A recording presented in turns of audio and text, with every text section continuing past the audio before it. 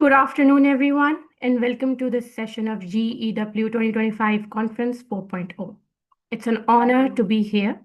My name is Irem Ahmed, and I have the privilege of moderating today's session. I serve as the head of policy and research development at Women Ascension, where my work focuses on strengthening evidence based leadership pathways, advancing gender responsive policy frameworks, and ensuring that women's experiences and expertise shape the system we build. Much of my work revolves around understanding how learning technology and community networks can create more equitable and sustainable opportunities for women, and that the idea of shared progress, of building structures that support not just individuals but the entire ecosystems is exactly why we are gathered here today. To summarize, my work sits at the intersection of education, research, and AI.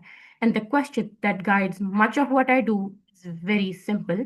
How do we create learning environments where people don't just adapt to change, but actively shape it? This year's theme, Together We Build, speaks directly to that idea. And it reminds us that progress in education, entrepreneurship, and leadership is never an individual journey. It's the product of shared effort, knowledge being exchanged, opportunities being multiplied, and ideas growing stronger because they are held by more than one person. As we step into this session, we are also stepping into a wider vision of GEW 2025 that GEW 2025 is putting forward with intention, a vision that ties growth to collaboration, innovation to responsibility, and leadership to inclusion. Across the conference, we have seen a consistent message that is who we include shapes what we build. Talking about the institution, Entrepreneurship Ecole, the institution has pushed this conversation forward in multiple meaningful ways. Since 2019, the institution has worked on a simple but yet powerful belief that is, entrepreneurship should be developed by those who understand its realities. Over the years, this belief has expanded into a global network that has now reached more than 90 countries, connecting founders, educators, policymakers, and young leaders who are rethinking how ecosystems grow. You might have noticed that the color identity we introduced this year, green, blue, and orange, it is more than a visual choice. It's a framework that we are advocating. Green is a green signals growth, the kind that appears when people invest in new ideas, new skills, and new possibilities. Blue reflects stability and trust. It speaks to the system that don't just inspire innovation but sustains it. And orange brings energy, the spark of creativity, courage, and forward momentum. Together, these colors illustrate what 2025 demanded from us: growth that is intentional, stability that is inclusive, and innovation that is fueled by purpose. This vision is further يا strengthened دون by الثانويات partnership مانشستر. with Women Ascension. At a time when women across the world face barriers that limit not their entry into the leadership, but their continuity in it. This partnership takes a clear stance.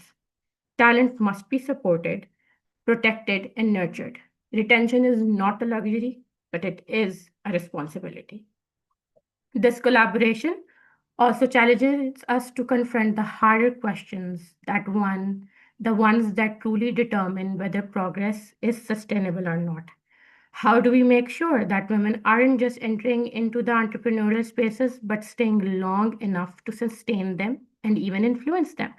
How do we strengthen ecosystems so that women's leadership become a norm rather than an exception? And how do we design the structures that prioritize long-term growth and genuine participation instead of short-term visibility? The work happening behind this conference reflects these commitments, supporting founders, educators, and institutions with practical tools, mentorships, and networks that turn ambitions into implementable paths. And when we talk about this session today, we are not just reflecting on 2025, we are helping lay the foundation for what 2026 and beyond will become.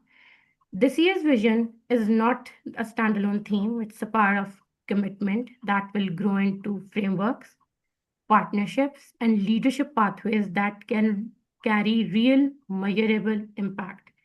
So, as we begin, I invite everyone here, whether you are joining us as an educator, as a builder, a change maker, or a learner, to lean into this idea. Your presence here demonstrates something very powerful. That is that the collaboration transcends geographically, and that when we come together with intention, we have capacity to shape futures that are more inclusive, more resilient, and more impactful. Now, we turn to the heart of today's session, that is learning from individuals who are actively shaping the future we have been discussing. Over the next 2 hours, we will hear from distinguished group of leaders whose work speaks directly to our theme of innovate, scale, and impact. Our speakers today are Ms. Shama Mendireva Nyamazavu, Mr. Sami Mahmood Ahmed, Ms. Brenda Alvani, and Mr. Mohammed Abdul Mateen. Each of them will bring forward their perspectives, experiences, and insights. Towards the end of the session, we will open the floor for questions. So please feel free to share your thoughts or queries in the chat as we go along. I'll make sure that we bring them into the session. This session is meant to feel like a shared space for learning and exchange. This is a conversation, a community, a reminder that today, once again, we build together. Moving towards our very first speaker, Mr. Mohammed Abdul Mateen. Our speaker takes us into the rapidly evolving world of AI driven education, a shift that is reshaping how institutions teach, assess, and support learners. Mr. Mohammed Abdul Mateen is an educator, a researcher, an academic leader with more than a decade of experience in higher education and educational technology. As the academic supervisor at Saudi Electronic University, he leads digital learning strategies, curriculum development, and faculty training in the technology rich environments. He holds a PhD in wireless sensor networks and brings deep expertise in engaging technologies, including AI, data science, and automation, to the design of practical, scalable educational systems. Across his roles as EdTech leader, department head, and examiner, he has contributed to digital transformative initiatives that move learning from static models to adaptive student learning ecosystems. His topic today is Impact of AI in Education, a journey from chalkboards to chatbots. Today, Mr. Mateen will walk us through the shift from chalkboards to chatbots, from traditional teaching methods to intelligent, responsive AI enhanced learning. His session will explore what this transition means for teachers, institutions, and the future of accessibility in education. Mr. Mateen, thank you for joining us. The floor is yours. Thank you. Please confirm the screen is visible. Yes, it's visible. Yeah, let's go ahead. Bismillahirrahmanirrahim. I would like to welcome you all on board in today's conference as the first speaker. I'd like to thank everyone. I'd like to thank the host to introduce me with her kind words. So let's go ahead and let's start the session with the topic that is chalkboards to the chatboards. So I hope we all are in an amazing an era where the transformation is being seen and the transformation is being visible to everyone from every sector. So it's not hiding to any sector, but it's completely visible to each and every mode of age groups and everywhere. So we are seeing a transformation through the technology, that is a drastic change which is coming through AI. So let's see about the topic today, about how we can transform the system with the coming technologies that is trending with AI. So you can connect with me on my LinkedIn. This is about the QR code. If you want to connect, you can able to connect with me. So let's dive into the session outline. In today's session, we are going to see what is all about world of generative AI, transforming education with AI, prompt engineering, and then impact of AI in education among teachers and students. Then we will see, and just will see the glance about ethics of AI in education. So I hope this is something very sparkling, that AI is the new electricity among every sector, every industry, whether it's a technological sector where software developers are working around, but consumers, as we as the users, not as the developers, but still we are experiencing the change within all the different industries and different sectors. And education is not a part. Education is also among one of the industry which is completely changing with the AI. That's why AI is the new electricity in this era. So are you ready to embrace it? Please type yes or no in the chat. Please type yes or no in the chat. So let's the conference more interactive, not just when in one way communication, but keep your hands on the chat to type yes or no, or just whatever the question comes. Yes, thank you. That's wonderful. Great. Great response. So let's go ahead with the next slide. So basically, what exactly AI is? We all are hearing the word AI. AI is nothing new for who are associated with the computer science and technological sector. That is not new. But what is the new thing is generative AI. But from where this generative AI evolved? This generative AI evolved from the deep learning, then associated with machine learning, then it was associated with the word that is artificial intelligence, which help the machines to learn, build, and act like humans, like brain. What we have, the neurons, neural network in our brains, those all things are shaped up to form a machine which can predict, which can give us the things what we are asking based on the different patterns which can analyze through the data. So that's all about the terminologies which are associated with AI. So basically, what exactly AI is associated with? AI is associated with the patterns which detects based on the patterns from the data, which will help to take the decisions, which can help a chat GPT to give you and provide you an email, provide you whatever you are asking, whether you want to generate an image based on your own image that you want to make it duplicate it. Yes, it is possible to do that. So that's all based on the data patterns, and then it comes to the decisions. That's how the machines are evolving and changing with the narrow AI to the general AI, and then physical AI, which will be coming up in the few years. That's all, nothing about a magic, but it's all based on mathematics and data, or we can say algorithms are associated behind this magic. So it's all about the challenge which is coming up to compete with a human brain with a machine brain. So machine brain is not limited, but it is with an unlimited data loaded from around the world of internet, and that data will help machines, to help the applications to generate voice, to generate data, text, images, videos, whatever you want, you can do that.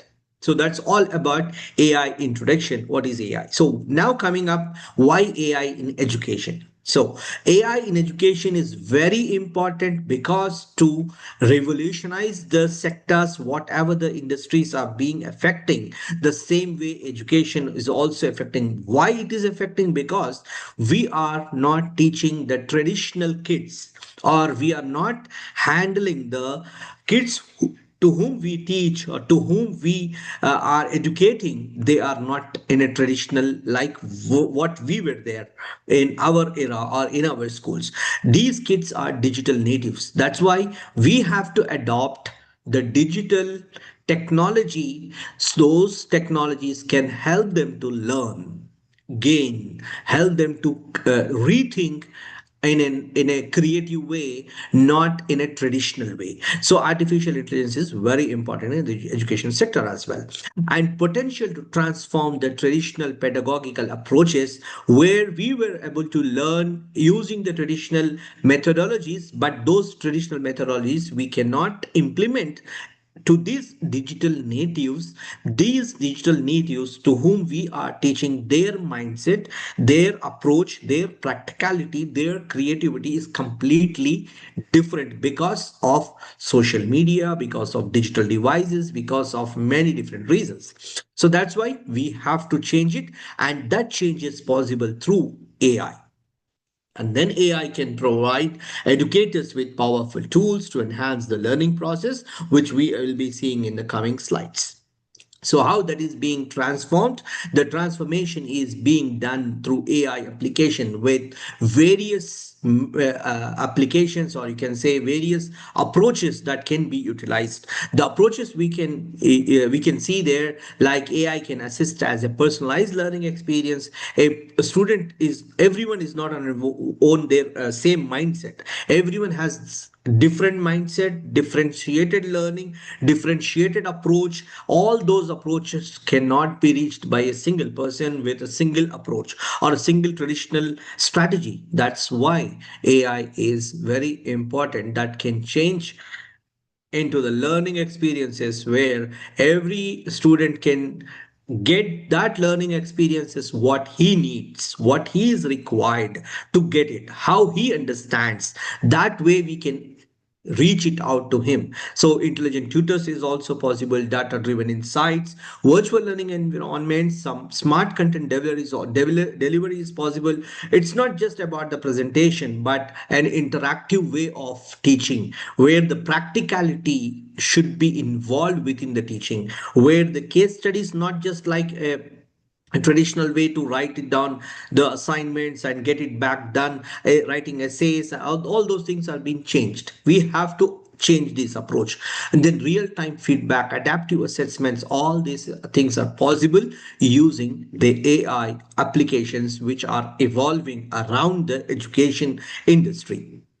And then 21st teaching strategies which can be implemented through AI educate through AI applications, which is like you can say here, blended learning, gamification, challenge based learning, inquiry based learning, project based learning, differentiated instructions, flipped classroom. All these strategies can be implemented through AI applications. There are many different AI applications based on the organizational policies, based on the institutional policy makers. You can discuss, or if you are the policy makers, you have to decide which application or which strategies should be utilized based on different age groups, based on different level of education, based on different subject concepts, conceptual educations. All the things are different, and all those things cannot fit in one basket. So we have to differentiate in a very variety of topics. Those strategies we need to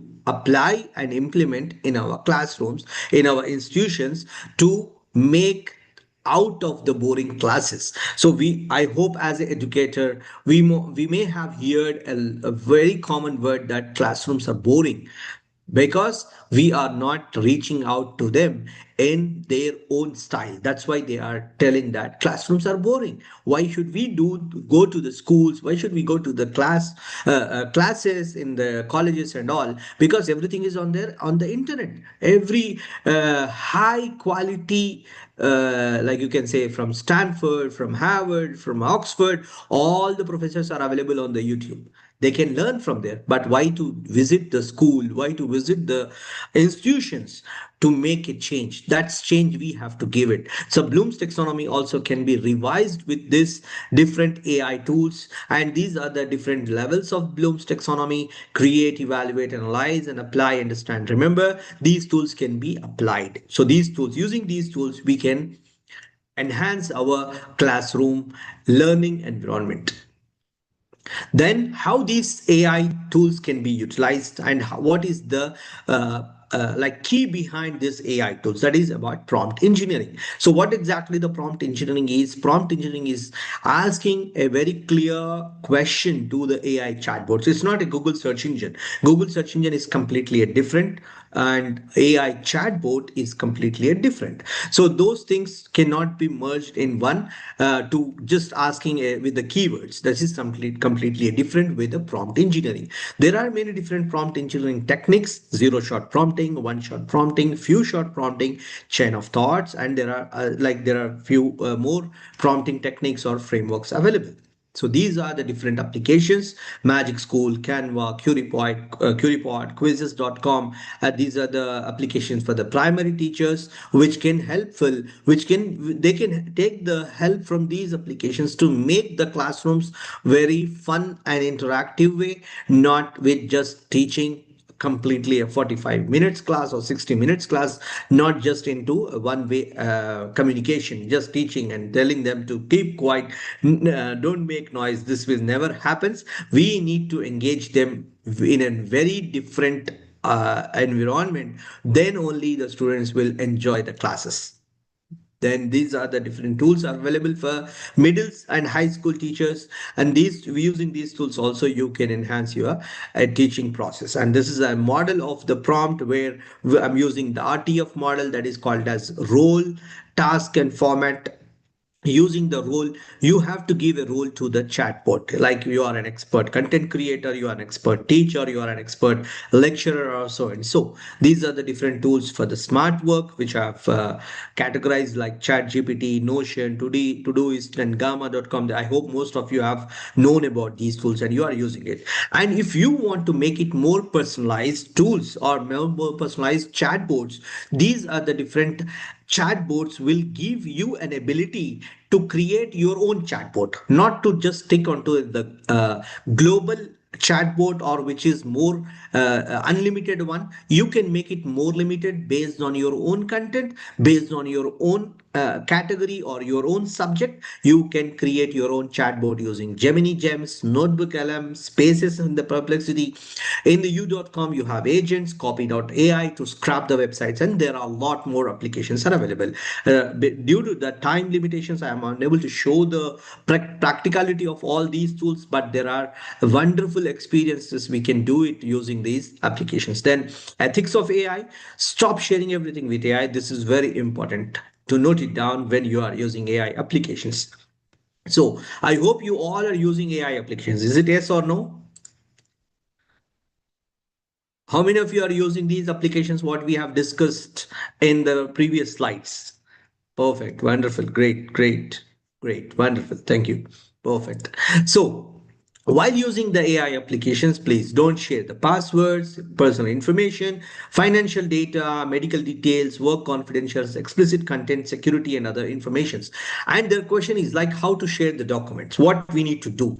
Yes, you can share the documents, but you have to like amend that. You need to change your personal information, change your names, change your organization names, change your locations. You need to edit those applications and then share it. Then you can able to chat with your own documents. That's all possible. And then key questions you have to ask yourself before you incorporate the generated details from the chatbots into your own official documents. Is the output accurate? Is the output is unbiased or biased? The output, what is being generated, is it completely is relevant and sufficient information? Is the output is consistent if you are using the same prompt multiple times? And moreover, you have to know the AI limitations also, because AI limitations, like the AI chatbots still under training, they may give you unreliable information which may be with an unfair biasing, and you have to check out what exactly the integrity of academic institutions and what are the different cheating policies. You need to teach your students, because everyone is using AI, chat GPT and chatbots. So you have to think about it, and you need to remodel it or reinvent your assignments, so that if they are using also, they have to use their own mind as well. Then privacy and security is a very important concern. So prepare to incorporate the outputs into your own work, fact check the output, edit and augment the documents and the content, organize the output, personalize and format the output. So lastly but not the least, AI won't replace the humans, don't worry about it, but humans with AI will sure replace humans without AI, because we have seen the changes when the internet came up, when the computers came into the offices, how the manual work was shifted and the people from the manual was shifted to the digital works. So the same way will happen in the coming era. Humans without AI will replace humans with AI. Not only humans, but AI agents will work with you as a colleague in the industry. So these are the different roles which are in demand in the coming years. And not only coming years, I have seen many different jobs which are already like advertised, like AI prompt engineers, machine learning engineer, AI agentic, AI ethics compilers. All these are the different jobs which are already available, and in coming year like 2026 and 2027, these jobs will be more in demand. So we can prepare it from now to meet these demand, and the things can be more easier and more productive for us. So empower yourself with AI smart tools. You can connect with my channel as well for more information. Thank you, and thank you for giving me a chance to speak with the audience. Thank you. Thank you very much, Dr. Mateen, for sharing your insights with us. Your perspective is a very, very clear reminder that future of learning isn't something that we are waiting for. It's already here, reshaping how we see things, how we learn, and how we imagine the role of education in a rapidly evolving world, and all with the integration of AI. Thank you so much. Now, our second speaker, Ms. Brenda Alvani. Our second speaker brings a grounded, community centered approach to innovation, one that begins at the grassroots and grows outwards with purpose and integrity. Ms. Brenda is a gender and development advocate and the founder of My Body, My Body, an organization championing sexual and reproductive health and rights for adolescent girls and young women in Kenya's ASAL regions and urban informal settlements. Her work spans menstrual dignity, gender based violence prevention, youth empowerment, and rights based advocacy. With over 7 years of experience across both grassroots and policy levels, Ms. Brenda's approach is shaped by sociological insights and deep commitments to equity. She is currently pursuing a master's in gender and development studies, further strengthening her leadership in this space. Today, her topic is focusing on building impacts from the grassroots, how purpose driven innovations can scale to transform communities. Her session today will explore a very, very, very vital idea, that is, that innovation achieves real scale only when it's rooted in local realities and communities. She will guide us through how purpose driven programs built with communities, not on top of them, can transform life and expands into broader systems of change. Ms. Brenda, we are very grateful to have you here. The floor is yours. Thank you very much. Greetings to everyone who is joining us today. I'm from Kenya. My name is Brenda Alwani, and I'm the team leader at My Body, My Body, which is a youth-led women rights organization. We basically advocate for inclusive and comprehensive sexual reproductive health and rights, and I bring the voice of young women in this space. I'm thrilled to be here today at the Global Entrepreneurship Week, which is a celebration that is ongoing. And this space, it's very important for me because it's a space where ideas, passion, and purpose collide to shape the world we all hope to live in. Today, I want to speak. I don't have a slide or any presentation, but I love speaking from my heart because this is the experience at hand that I have as a young woman. Today, I want to speak about something deeply personal and credibly powerful, building impact from the grassroots, and how purpose-driven innovation can scale to transform communities.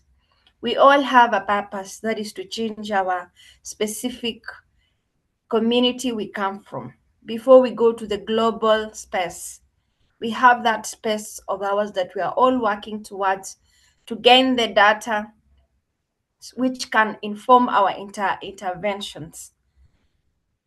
First of all, innovations begins with lived experiences.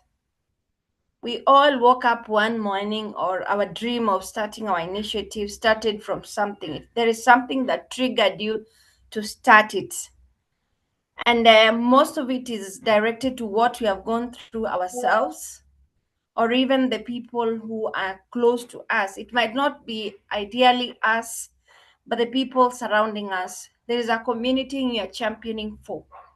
We all speak for women, we all speak for girls, what girls have been going through. And you yourself, you're a girl, or you have a daughter, you have sisters, you have mothers, you have aunties, not forgetting boys and men. Impact does not always begin in a boardroom. Remember that. There are so many things that have been created in the boardroom, the policies. And remember, the policies involve people. It is not papers that are just drafted, launched, and then implemented or just kept in the shelves, but it informs the people that we are all working for, we all want the change for. Sometimes it begins in a small village. Remember that the innovation that we have in mind, a classroom, a marketplace, or even the chats we have always had. I've always dreamt of doing this, but I don't know how to start it. There is a friend who held your hands, or who is holding your hand to start your initiative. For me, basically, I was supported by my mentor who saw something in me. I was suffering in a field that, let's say, I was not meant to be there, but the place I was in, it taught me to be a resilient girl, to be somebody who will look at the future, not now. I worked for 6 months in an organization which I felt my mission did not align with the organization. I was too fast for the organization.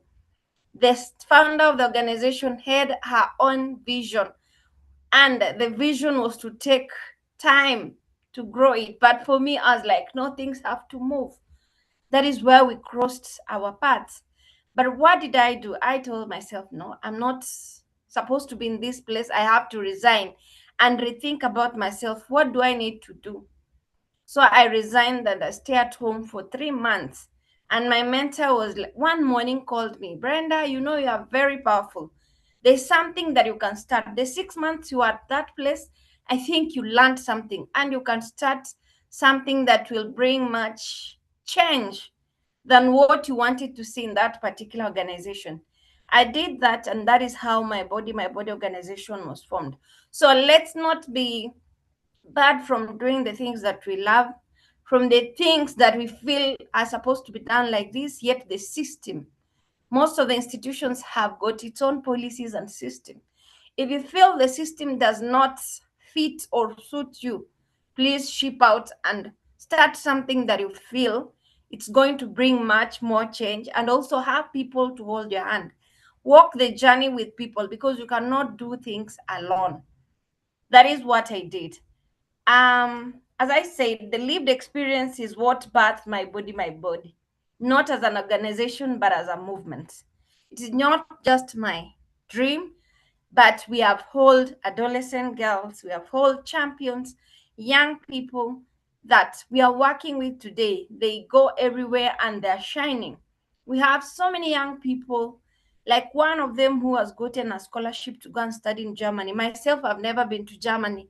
I've never stepped out of Kenya to a foreign country, but one of the beneficiaries, which I'm so proud of her, she's going to study in Germany because of the work she has done. We have existed for 3 years, but we are seeing the impact of the organization to our beneficiaries. And also remember that innovation starts with listening, with seeing too. with acknowledging the courage of communities that survive against all odds. If you don't listen, then you're going to face a lot of backlash. You are going to fall so many times. So let's adhere to listening and also seeing. Before you speak, before you act, listen, consult, and also look at things from different angles as the founder, as the leader, as the person who is holding the flag of that institution or whatever thing you are holding. I know we have students here, we have business people. Always listen, always see with a third eye. Do not act so fast, even when your things are not going the right way. I understand now everywhere businesses are not doing well, but what are you going to do? Are you going to stop? Are you going to produce more products which are not going to be sold? What are you going to do? Consult from people who have been there for the longest time. That will help you. Then also remember, purpose-driven innovation is the engine of scale. If you don't have a purpose, you're going nowhere. If you are doing it for that time, for you to have a name, for you to achieve something at that moment, then you're not going anywhere. When your work is rooted in purpose, your solution stops being temporary intervention, they become systems, structures, and pathways to long-term change. Everyone will be looking at you. Everyone will be asking you, how was your journey? I know currently it's so hard for us young people to have mentors or institutions which have made it to mentor us. We are doing it ourselves with the support of the few mentors who want to hold us because they feel if they leave us, we are not going anywhere, yet they want the change from us. Remember, young people are the future. And if you don't mentor us, then the future is going to have issues. And so, stop being temporary. Be permanent or have a long-term vision of where we are going to. And the systems that are built, you as a leader, the other day I was in a conference and we were told most of the founders, most of the the people who hold the ideas, all the vision bearers, they don't like to let go their babies. This institution, this market, this baby that you developed from scratch, you don't want to transmit the things that you want your, let's say, your colleagues to do it. We don't give authority for our colleagues to work on behalf of us. We want to be everywhere. That will not work. So let's learn to let the system lead and us supporting the system, not having the system and us still having a lot of burden in the same system, in the same institutions, not delegating duties, which makes most of us to even have a mental breakdown. Let's learn to delegate duties to our trusted colleagues we are working with, especially the volunteers or even your staff whom you have employed. And then for us, purpose meant as an organization using evidence to advocate for health policies. We really influence the existing policies by challenging the policies. Remember, policies are not permanent. They're there to be reviewed, policy briefs to be written about it because things change as time goes by. So let's learn to do that, to use evidence to advocate for existing policies to be restructured. And also remember, partnering is very key. You cannot do things alone. Partner with organizations or institutions that are like-minded. Map out the partners you feel they are going to walk the journey with you. You cannot be alone. You cannot walk alone as an institution. Maybe you can name one of the institutions that have really thrived without partnering with any other institutions. Let's learn to partner. My last statement is, I am here today because a small idea in a remote Kenyan village This is the place where I'm seated. You might not see the place I'm seated, but this is the place my idea of starting the organization started. That morning, 24th December 2022, I had no job. A new year was coming. I didn't know what to do as a young woman. And with the vices that is existing in our society, I didn't know where I was going, but the dream is living in me up to today. So the small idea in this space where I'm seated today became a national voice. It became a global voice in the SRHR and the gender equality space. And I truly believe if we want to transform the world, we must start from the ground up with purpose, courage, and community at the center. Thank you very much. Thank you so much, Miss Brenda. Your story is a very powerful reminder that sustainable impact often begins in the moment of difficulties when someone chooses to respond with purpose instead of resignation. Hearing how your organization emerged from your own experiences and challenges you witnessed in your community adds a very special depth that statistics sometimes alone can never convey. It shows that how meaningful initiatives don't always start with resources or a structure. They start with someone who refuses to ignore what is happening around them. Your journey, specifically to me, reflected that the courage it takes to turn personal struggle into collective strength and the honesty it takes to build an organization from the ground up, guided by the voices and realities of the people you serve, is what we should stand for. Thank you, Ms. Brenda. Our third speaker, Ms. Shama. Ms. Shama brings a remarkable blend of cultural wisdom, leadership experience, and community building to this conversation. Ms. Shama is the co founder and director of Zimbabwe Women in Business Forum and Awards, a platform that has become a national space for recognition, mentorship, and visibility for women entrepreneurs. Their 2025 award ceremony, which gathered over 240 women from across Zimbabwe, reflects the scale of trust and influence this platform has built. Beyond this, Ms. Shama is the founder and CEO of Shama the Protocol, a distinguished organization specializing in diplomatic protocol, VIP hosting, and corporate event management. Her expertise spans grooming, etiquette, event leadership, and operational excellence skills she brings to several institutions and causes, including philanthropic initiatives and youth focused programs. Her work has been recognized across Africa with awards such as Distinguished Protocol Specialist Award and National Honors in Event Management. Her topic today is Harnessing Indigenous Knowledge and Women's Leadership for Sustainable Innovation. Today, Ms. Shama will guide us into conversation that sits at the heart of sustainable leadership. That is how Indigenous knowledge and women-led wisdom can change innovation that lasts. Her topic reminds us that the most powerful solutions often come from the tradition and leadership models rooted within our communities. Ms. Shama, we are honored for you to be here. The floor is yours.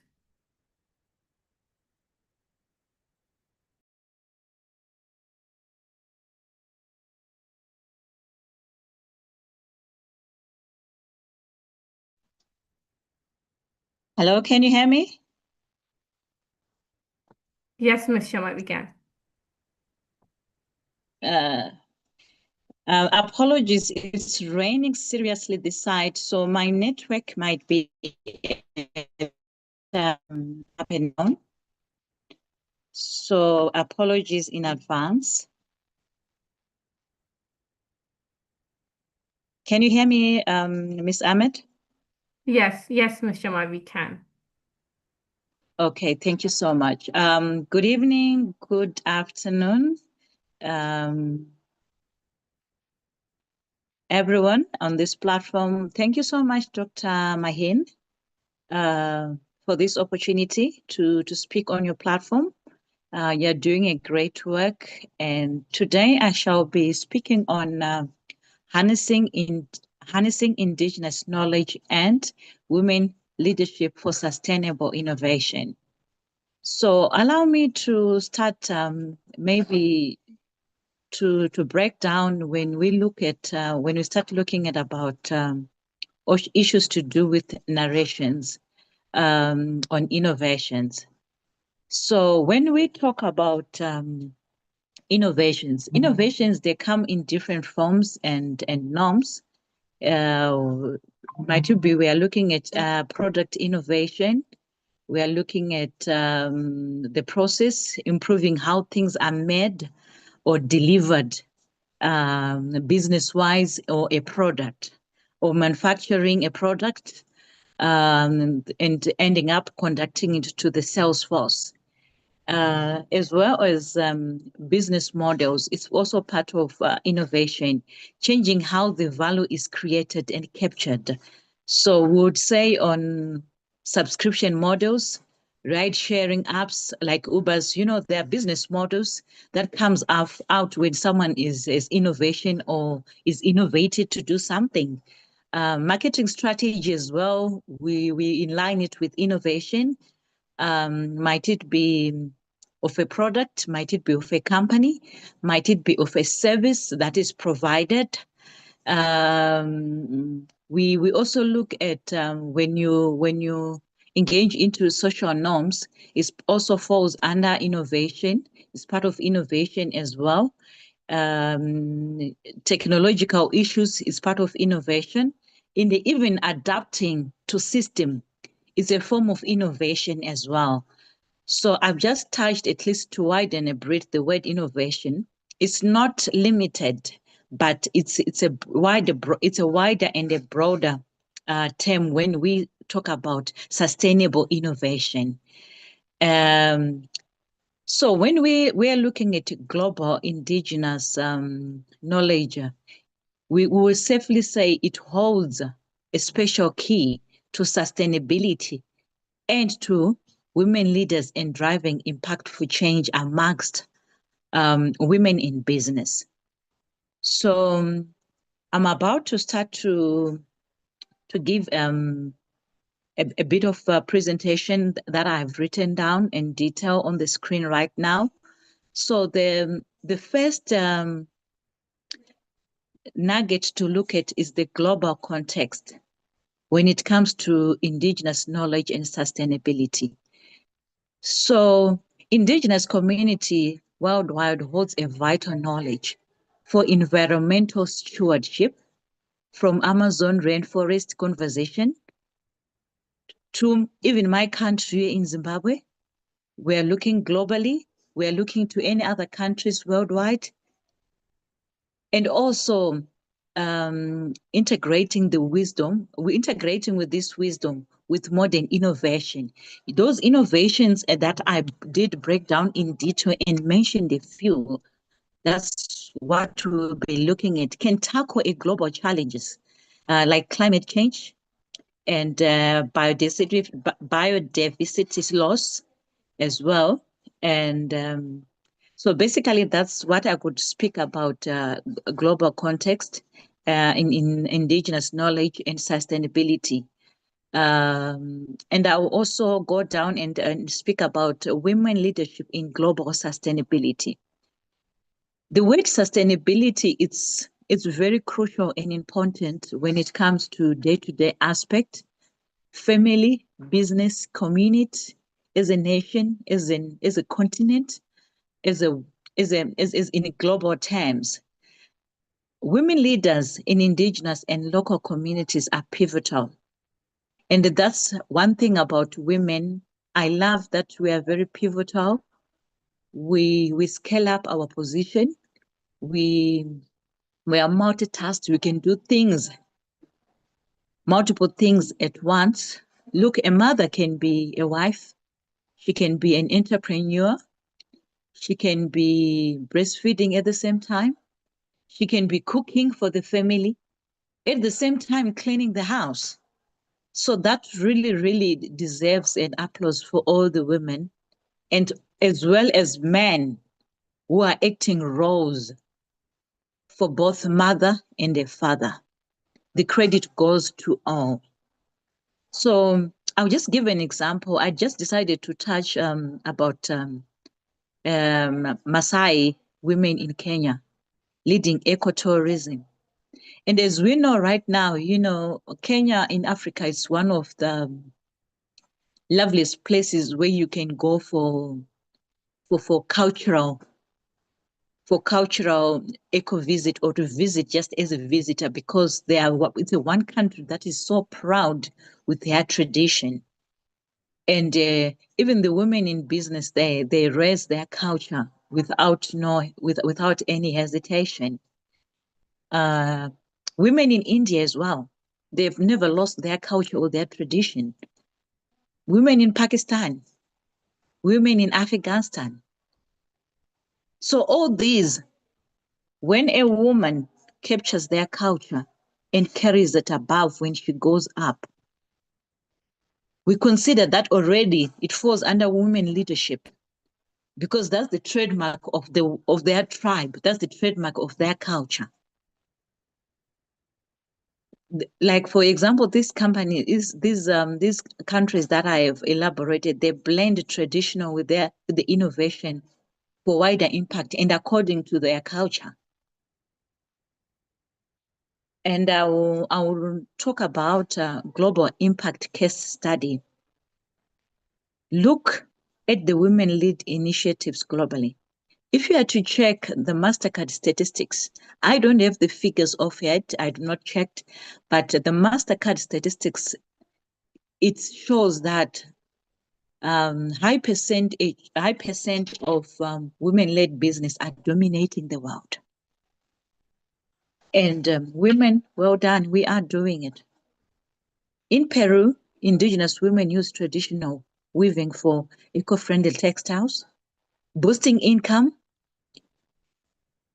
preserving culture. Here in Zimbabwe, women business-led project turn organic farmings into a climate resistance building. I'm from Zimbabwe. I've dominated the market when it comes to women-led. These innovations address the SDGs, like poverty reduction and climate action. And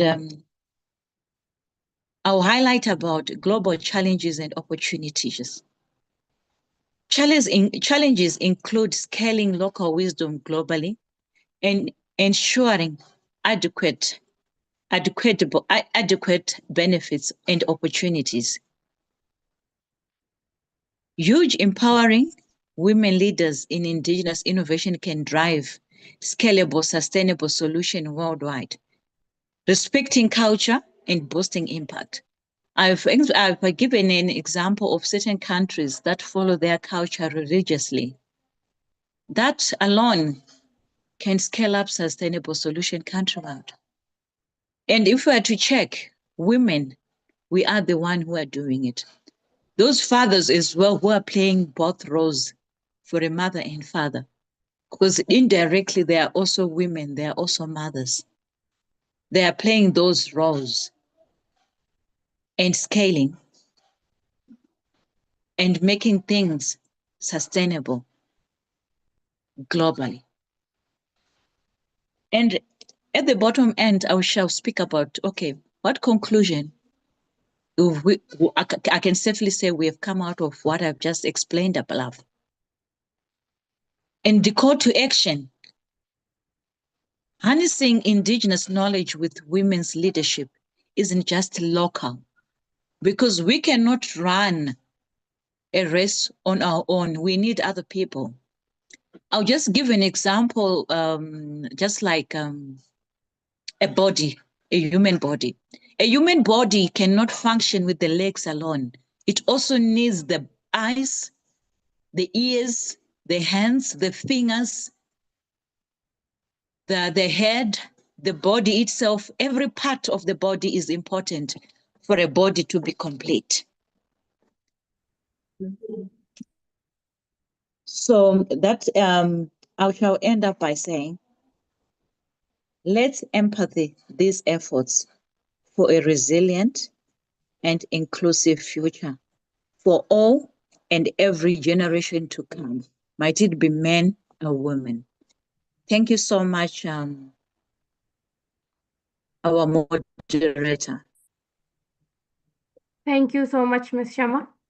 Your reflection reminded us that innovation isn't always about new ideas. Sometimes it grows from wisdom within or communities that already hold these kinds of ideas.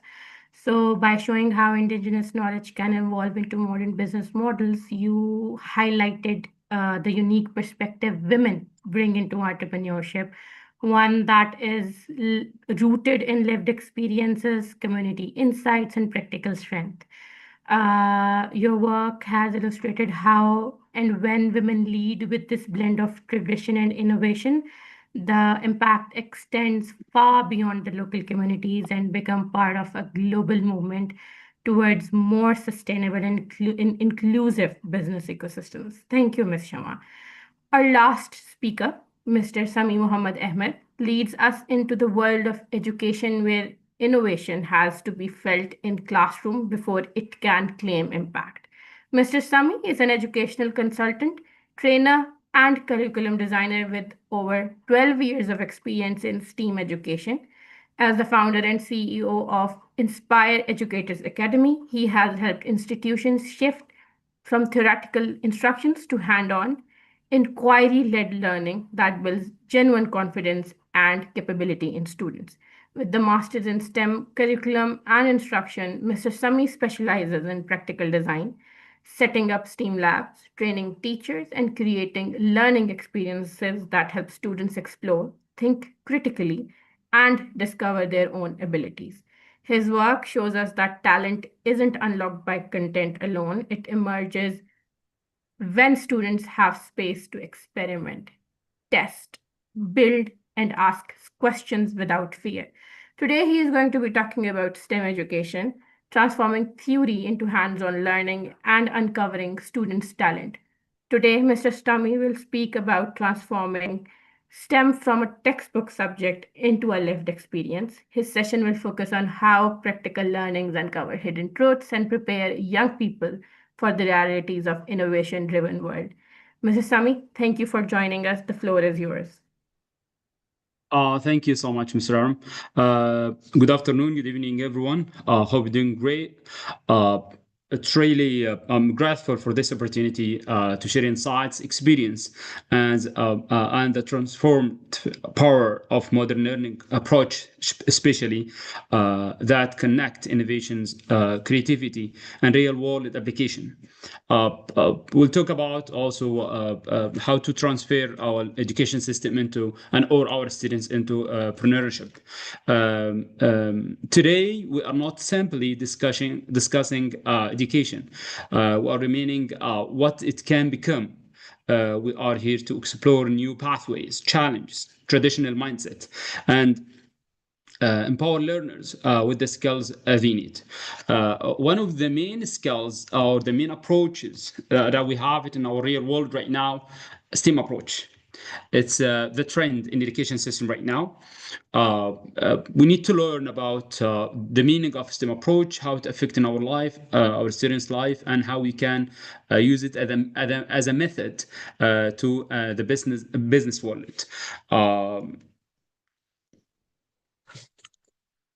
And we need to start with the meaning of STEM approach. What does it mean? Honestly, this concept, searching for or trying to shift education system from traditional teaching methods into hands-on activities. By using integration between different subjects like science, technology, engineering, mathematics, Arabic, English, whatever the subject that our students have in their schools. This approach not only it's not only about the theories part. It's not about concept in education system. It focused more in hands-on activities, which mean using those subjects into the daily life. Instead of teaching our students a scientific concept or a terminology, we will give them and issues in their school life, community life, or a global issue, and we're trying to use those different subjects in order to fix those problems. It's one of the best ways in order to prepare our students for the future challenges. And this is one of the main importance of STEM education, that we prepare our students for future careers. What does it mean? Right now, as you can see around you everywhere, there is a huge change in the careers and everywhere, especially with using AI technologies and robotics, coding, and so on. In order to prepare our students for those new jobs, as we said, we need to prepare them. How we can do that? We can give them what they are searching for and what they are need. What they are searching for, it's not about exams or homeworks, classworks, and quizzes. They are searching for movement. They are searching for creative stuff. They are searching for changing the education system from normal teaching into outdoor activities, innovation hubs, and so on. We can find all those things with STEM approach. One of the best things in this education system that encourage the students about critical thinking, especially that we are focusing on issues, as we said, or problems around us, and we'll ask our students to be part of this problem and to search for answers. You cannot work alone in order to achieve a huge goal in your life. In order to that, one of the main concepts in education system, group work. Even in our classes, we cannot evaluate our students if they are working individually. One of the main ideas in STEM approach allowed our students to work in a group, and it's not about the group itself. It's about communication skills. It's about rules for every single one in this group. It's about accepting other ideas and other opinions in issues or in this problem. So this is the main concept that we're searching for in order to build a product or a final solution. Then benefits of hands-on learning. Honestly, using the traditional method in teaching, it's not effect anymore. Just the students sitting in the class and the teacher explain for them a concept or giving them ideas. And we're asking them to solve those questions after 1 month or 2 months. In the final exam, it doesn't work anymore. Our kids cannot wait to learn something. Knowledge, it's easy. It's very easy to reach it right now. Everywhere, anywhere, you can reach the knowledge, just one click. What we are missing right now in our students' life, changing their mindset. Changing this mindset, we need to reach their ideas, what they're searching for. All the time they're sitting in phones, tablets, iPad, wasting their time for videos, YouTube, TikTok, and so on. And instead of this, we encourage our students in this approach to work on hands-on activities, which mean we give them what they are searching for, movement, linking them to their life, and adding or allow them to learn more experience about the life, about the ecosystem, about everything about them. Improve rotations of knowledge, develop practical skills and real-world application. We can reach it without hands-on activity, and this is one of the main objectives in STEM approach. Again, we are talking about creative problem solving. Even if we know the solving for the problem, even if we know it, if this problem is easy, it's okay, we don't have an issue at all. We can ask our students to work on it, to come up with a new ideas or a new solution, even if we have a new one, or we have already one that we work with. Identify the problem. We need to understand those problems through our kids, not from our sides. So to reach this answer, we need to ask our students, to teach our students about those problems as a product, as a capstone. They need to work in it during 1 or 2 or 3 months during the education system. And by the term, they need to come up with a definition, first of all, for this problem, how they looked at it, how they feel that this issue is affecting their life. So recognizing the core challenges and the first step toward effective solution, and this is step number 1 in order to solve these issues. Step number 2, we need to search. And searching here, it's not only about ChatGPT. It's not like that. Even research itself, we need to teach our students what is the meaning of research. We need to teach them to log in an official websites using different types of boxes. They can use their own resources, like if there is any organization they're working in this field, they have knowledge about it, they can directly contact them to learn more about the issue. Through brainstorm solution, gathering information and generating diverse ideas in order to reach the final solution. One of the best way in order to reach the final goal is the prototype. Prototype mean here preparing something using soft materials like cardboard, plastic, whatever the material that they are using, but in order to make sure that this prototype will be step 1 until we reach the final product.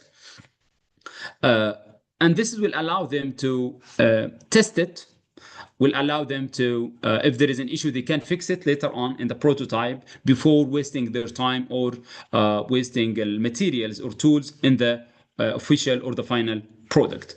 This is step number 2. Step number 3, evaluate and iterate on solution. Especially for evaluation, assessment for those prototypes or final product in education system, STEM approach is totally different. How?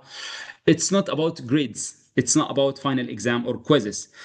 Evaluation here, it will depend on the quality of the product, if it works or not, if it's fixed the issue that we're working on or not, the types of material they are using, the cost of the materials, if it's reusing material, if it's a recycling material, and there's a huge difference between both of them, by the way.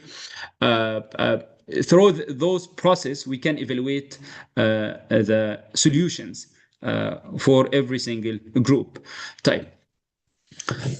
Why we are working on all those things? Again, the future, it's not for knowledge, the future for skills. We cannot reach those skills through traditional teaching methods. We need to work on hands-on learning system. Hands-on learning system, as they said, it will increase the integration of technology in classroom. And it's already happened right now, as you can see, in the whole education system, using AI, using robotics, coding, different types of technology every single day, which means the whole world is changing already the teaching methods right now into an integration between subjects, using technology, hands-on activities, and so on. What we need to know more about those ideas, we are focusing on mainly we are focusing on the global issues that we are facing, and this is what we meant by linking our system into the whole world. Hands-on STEM learning fosters an environment where students can experiment, create, and innovate, preparing them for real-world challenges. And as I said, it's not happened with a traditional teaching method. In those systems and the current system that we had right now, it's focusing on traditional teaching method as the teacher is the main source of knowledge. Teacher who is the one who evaluate the students, teacher who give the knowledge, teacher who collect the answers from the students. Right now, we need to shift this story. So right now, the teacher in our system, the teacher will be just only facilitators. The teacher will support only the students. But who are searching for the problem? The students. Who evaluate the problem? The students. Who will create the final product? The students. In this case, the teacher will support the students until they reach the final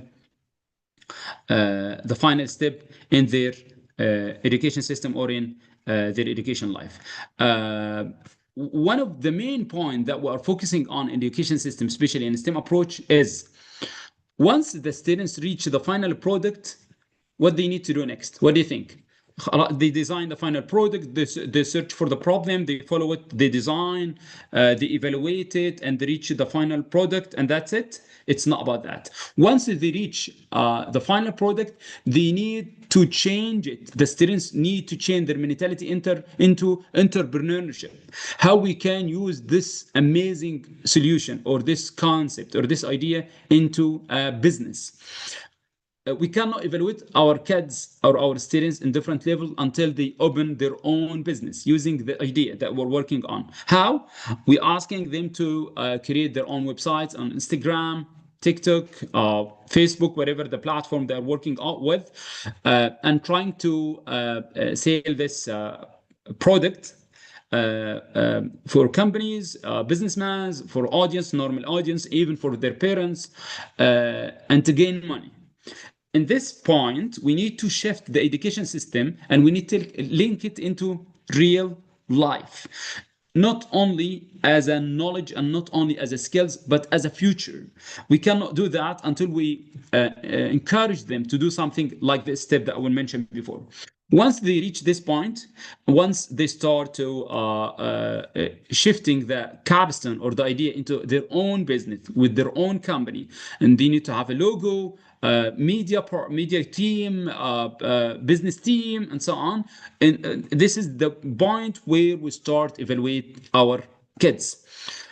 What we are working with, what we are searching for, different things. Number one, linked our education system in real world. Number two, shifting our education system from traditional teaching methods into hands-on system. Number four, changing the mentality of parents and the students, not only achieving grades, it's not only about passing the exam, it's about how you can use those outcomes into a business. It could be could be your future. You can start your business life from here, from let's say grade 6, grade 7, grade 8, whatever.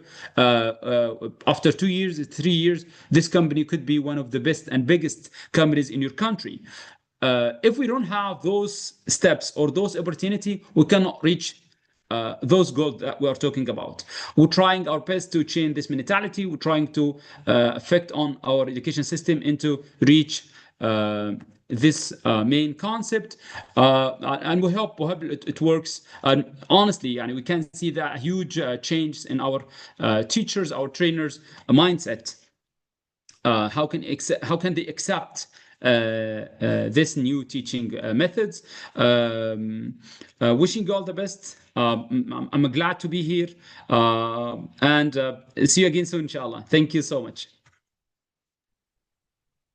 Thank you so much, Mr. Sami. It was a really insightful session. Your insights on STEM education showed that how powerful learning becomes when we move beyond traditional theory-heavy methods and give students space to explore, build, and experiment.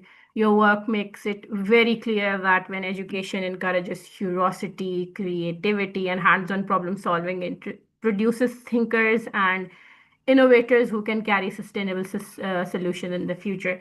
Thank you so much. Now we are officially opening our floor for Q&A sessions. If you have any question you want to drop it in the message box, you can do so. And if you want to ask one-on-one, you can raise your hands and we will call out your name. Meanwhile, there were some questions that were asked before, so I will start with those. So one of the attendees asked that how can we grip on AI systems and how can we get more knowledge and modern information about AI? Dr. Mateen, would you like to answer this question?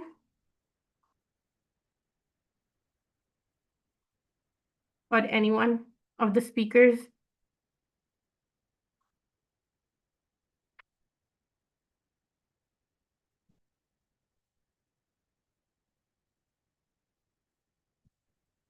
One of the other questions, I think so, they were asking Mr. Sami was that how does hands-on learning support critical thinking?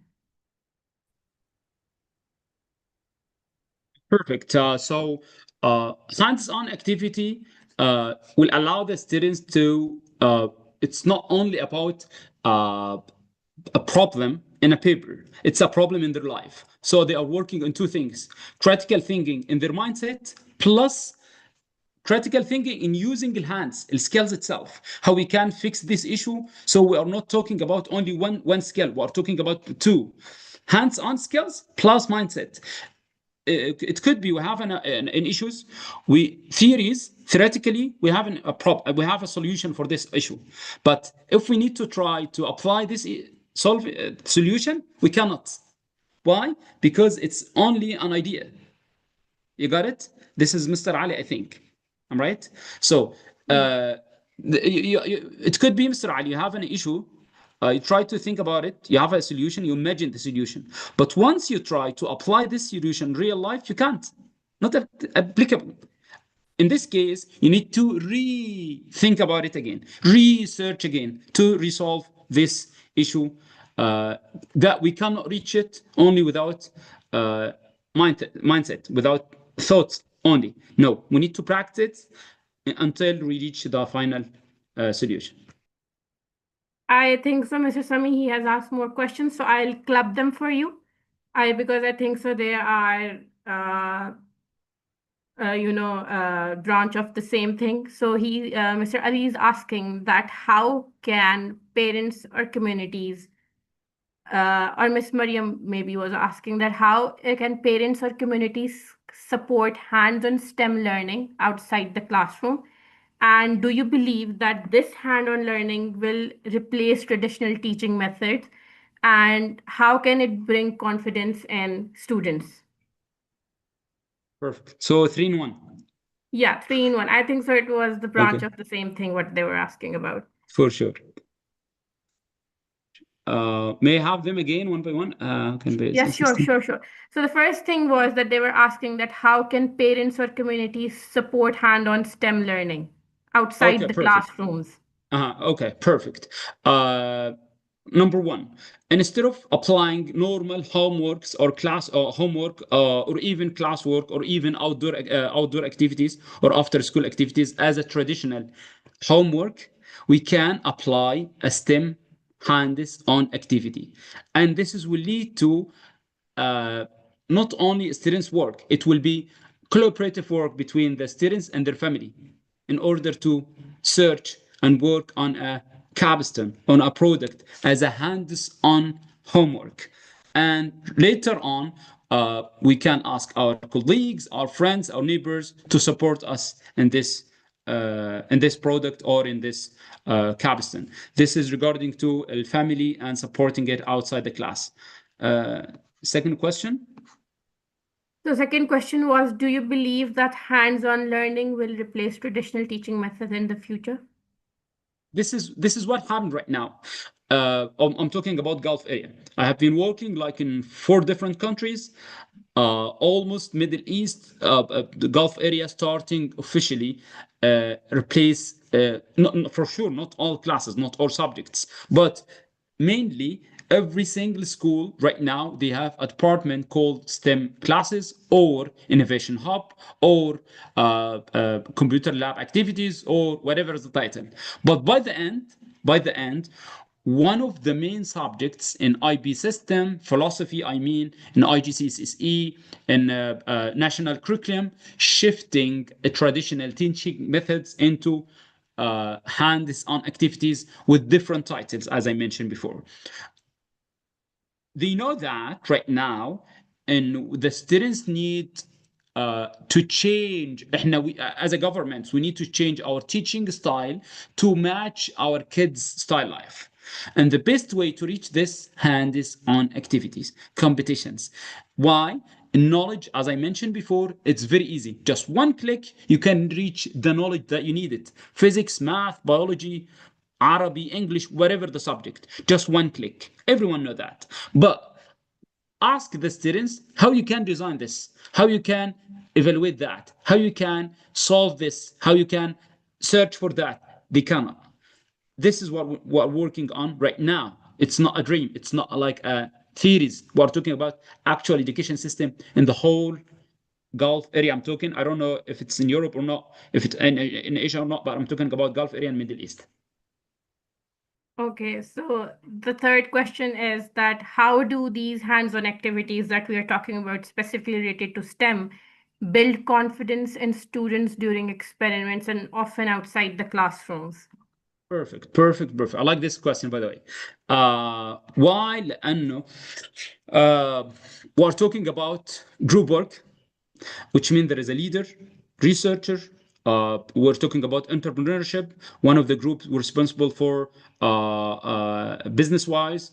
Other one working with the media, websites. Other one working with governments. Other schools, other groups.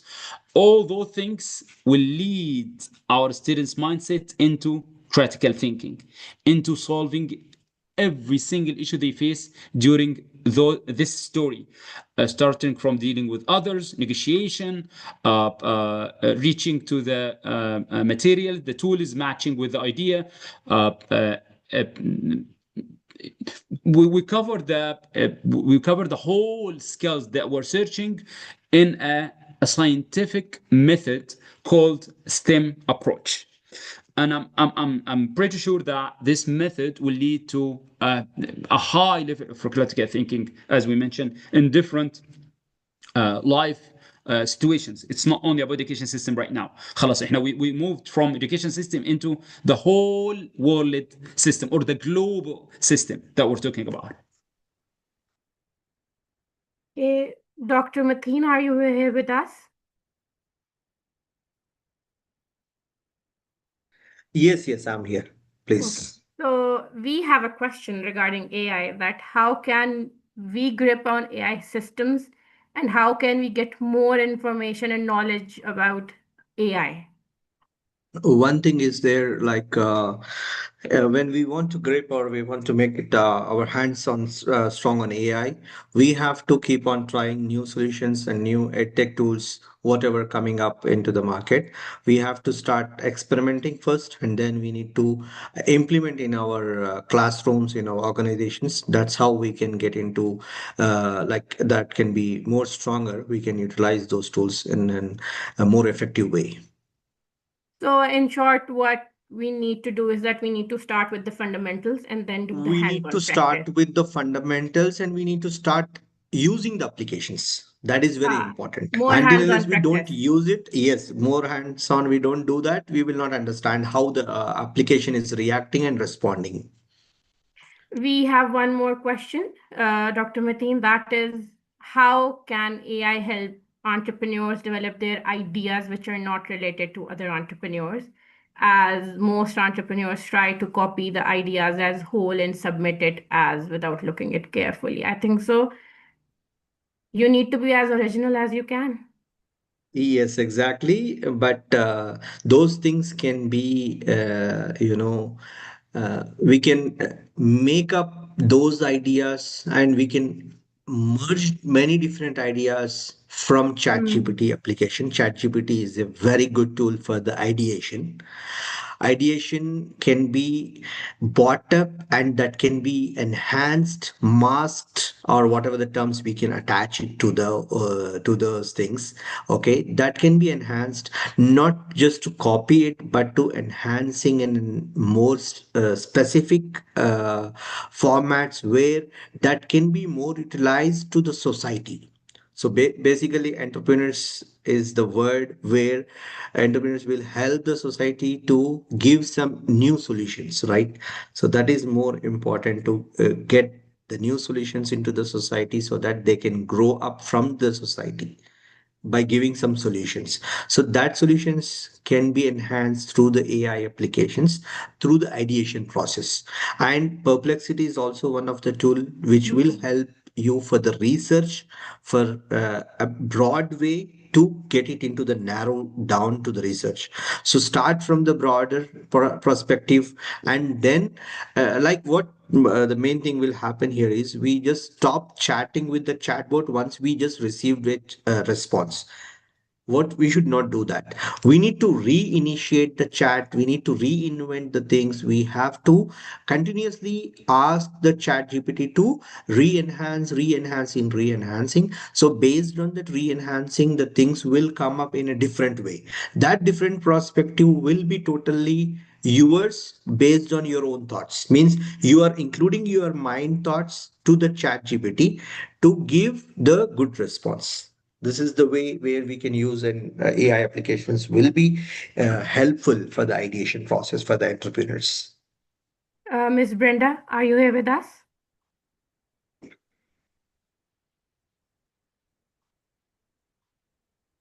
Okay, Miss Shirley, you have raised your hand. Would you like to go with the question you want to ask?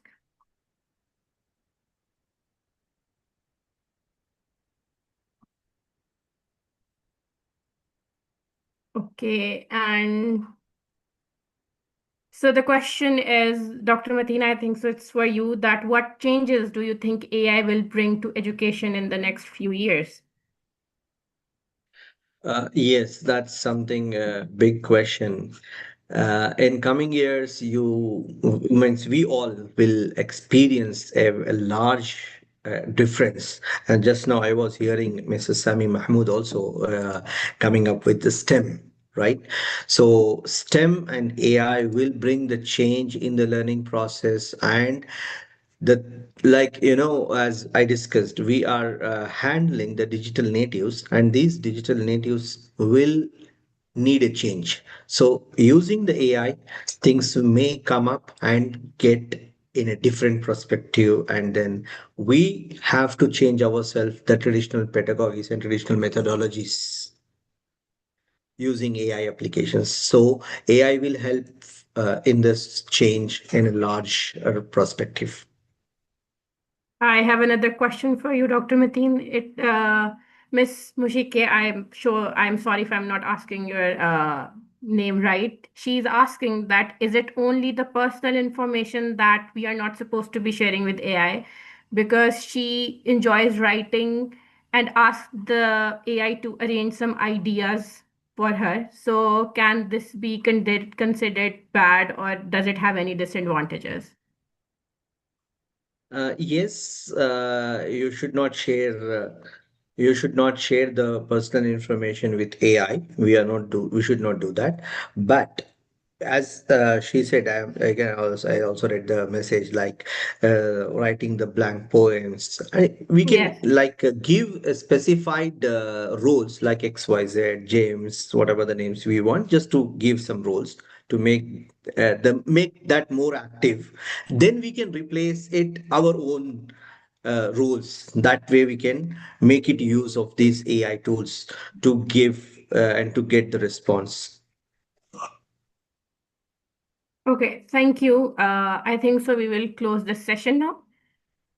As we bring this session to a close, I want to acknowledge the depth and clarity of each of our speakers brought to the conversation today. We have moved through very different landscapes: indigenous knowledge to hands on education, community centered innovation, and the evolving world of AI driven learning. but a single thread tied everything together. That is, the impact grows when we choose to build with intention and build together. What we heard today wasn't just expertise, it was lived experiences, it was leadership rooted in culture, education shaped by practice, advocacy driven by empathy, and technology guided by purpose. And this is exactly the kind of thinking that strengthened our shared vision of GEW 2025. Sessions like this remind us that progress is not abstract, it takes shapes through people, through the work we commit to, the communities we uplift, the systems we choose to transform. Whether you joined us as an educator, an entrepreneur, a policymaker, or a learner, I hope today offered you something to carry forward. Thank you to our speakers for this generosity and insight. Thank you to everyone who participated, asked questions, and stayed engaged. And thank you to our partners and organizers who continue to hold the space for these important conversations.